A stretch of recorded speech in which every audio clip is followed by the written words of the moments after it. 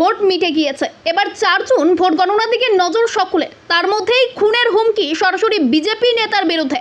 রবিবার সকাল হাওড়ার কোনা হাইরোড থেকে জগদীশপুর পর্যন্ত রাস্তায় পড়ে আছে এই হুমকি পোস্টার। ভোট গণনায় গেলে সরাসরি গুলি করে খুনের হুমকি পোস্টার হাওড়ার জগদীশপুরের বিজেপি নেতা গোবিন্দ হাজরার বিরুদ্ধে। মূলত 2021 বিধানসভা নির্বাচনের আগে প্রাক্তন মন্ত্রী রাজীব ব্যানার্জির হাত ধরে তৃণমূল থেকে বিজেপিতে গিয়েছিলেন এই গোবিন্দ হাজরা। অভিযোগ, তারপর থেকেই তাকে নানাভাবে হেনস্থা করার অভিযোগ তৃণমূলের বিরুদ্ধে। রবিবার রাস্তায় পড়ে থাকা এই পোস্টারে কি লেখা ছিল? তাতে লেখা ছিল, গোবিন্দ হাজরা আর তোকে জগদীশপুরে দেখতে না পাই, যদি মরতে চাস থাকবি তুই। ডোমজুর গণনা কেন্দ্রের মার মনে আছে তো? এবার তুই গুলি খাবি গণনা থেকে। এই সম্পর্কে বিজেপি নেতা গোবিন্দ হাজরা বলেন, এটা তৃণমূলের গুন্ডা বাহিনীর কাজ। তৃণমূল একটা অশিক্ষিত এবং চোরের দল। এর আগেও আমার ঘর ভাঙা হয়েছিল, তবে এসব করে আমাকে দমানো যাবে না। আমরা বিজেপি করি, আমাদের মেরুদণ্ড সোজা। ভোট করেছি, গণনা কেন্দ্রে যাব। এদিকে এ সম্পর্কে তৃণমূল নেতা তাপস মাইতি বলেন, আমাদের কারোর বিরুদ্ধে কোনো ব্যক্তিগত আক্রোশ নেই। যে কেউ যে কোনো দল করতে পারে। আমাদের লড়াই উন্নয়ন নিয়ে। এই কাজ কাঁচা লোকের কাজ। এর সঙ্গে তৃণমূলের কোনো যোগ নেই। এটা বিজেপির গোষ্ঠী কোন্দল হতে পারে। প্রশাসনের বিরুদ্ধে নিশ্চয়ই কোনো ব্যবস্থা নেবে, তখন আসল সত্য বেরিয়ে আসবে। আর যার সম্পর্কে এই ঘটনা, সেই গোবিন্দ হাজরার অতীত ইতিহাস দেখলে উনি এই ধরনের নানা কাজে যুক্ত ছিলেন।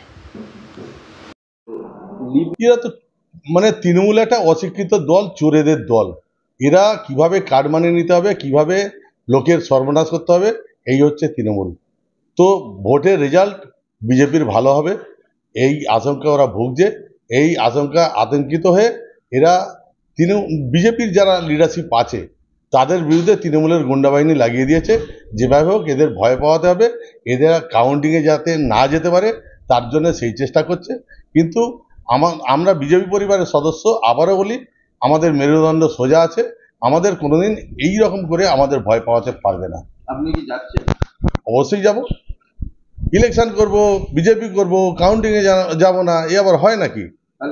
এর প্রভাব কি আপনাদের? এর প্রভাব কি 2021-এও আপনারা দেখেছেন।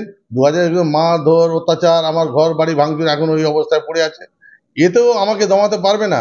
আগামী দিনে আমি এবং এলাকার মানুষকে সঙ্গে নিয়ে আর এই চোর গন্ডা তৃণমূলের বিরুদ্ধে কিভাবে লড়তে হয় সেটা এলাকার মানুষই দেখিয়ে দেবে। আপনার নাম? গোবিন্দ হাজরা, শ্রীরামপুর সাংগঠনিক জেলার সহসভাপতি। না, এই আপনাদের থেকে শুনলাম এই কথা। এখন শুনুন, আমাদের তো কোনো ব্যক্তির বিরুদ্ধে লড়াই না। আমরা তৃণমূল কংগ্রেস আমাদের নীতিগত আদর্শগত লড়াই। কোনো ব্যক্তির সাথে আমাদের লড়াই নেই। আমাদের সাম্প্রদায়িক শক্তির বিরুদ্ধে মানবতার লড়াই। আমরা তৃণমূল কংগ্রেস সমস্ত সম্প্রদায়কে নিয়ে চলতে চাই। বিজেপি একটা সম্প্রদায়ের কথা বলে।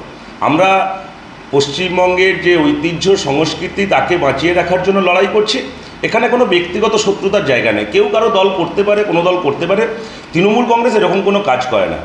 আর এই ব্যাপারে যদি কিছু হয়ে থাকে, প্রশাসনের মতো করে ব্যবস্থা নিক। প্রশাসন দেখুক কারা করেছে। নিশ্চয়ই সত্য সামনে আসবে এবং সত্য সামনে আসলে বোঝা যাবে কারা করেছে না করেছে। এই ধরনের আমি তো প্রথমেই বললাম যে আমাদের কোনো ব্যক্তির বিরুদ্ধে আমাদের লড়াই নয়। আমরা রাজনৈতিক দল তৃণমূল কংগ্রেস, আমরা উন্নয়নের পক্ষে লড়াই করছি, মানুষকে সাথে নিয়ে লড়াই করছি।